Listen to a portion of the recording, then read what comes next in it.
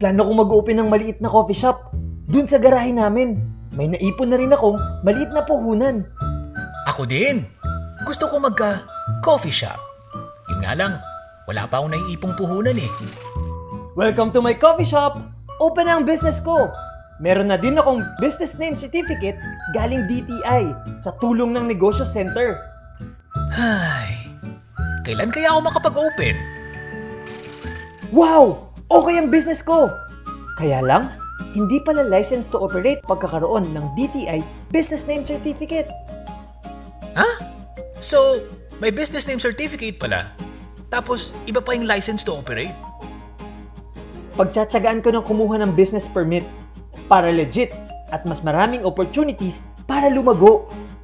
Ay, nako. Kailangan ba talagang kumuha ng business permit? May business permit na ako. Kailangan ko ito para makapag-loan sa bangko for the expansion.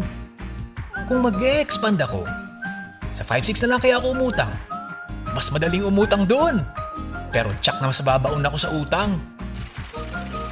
I can now open a bank account for my business para my customers can pay with their credit and debit cards.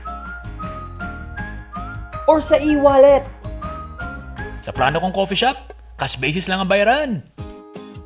Pwede ring magbayad gamit ang QRPH at iba pang paraan. Salamat sa National Retail Payment System. Nice! Marami palang payment options. With my merchant account, pwede na ako mag-fund transfer or pay my suppliers online. Convenient! Sana all! Ang laki na ng coffee shop ko! Salamat sa DTI at sa bangko na nagtiwala at nagpa-loan sa akin. Ay! Nauubos na araw ko kakaplano. Pakapi nga muna. Uy! Uy! Halika, triga! Oo, dami ng improvement. Nice! Ano pare, gusto mong kape? Oo, pare kape. Sige, kuha kita, Thank you. Huwag puro drawing, galaw-galaw din.